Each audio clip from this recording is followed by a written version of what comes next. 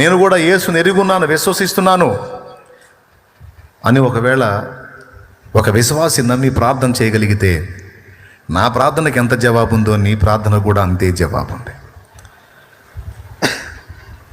ఇంకా చెప్పాలంటే అదే జరగాలి. కానీ ఈరోజు జరుగుతుందా?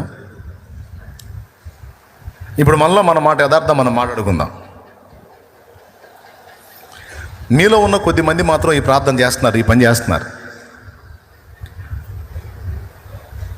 బ్లెస్సీ, నువ్వు చేసావు అట్లా ఇతరుల కోసం ప్రార్థన? బాగుపడ్డారా? ఒకసారి ఇటు వస్తావా?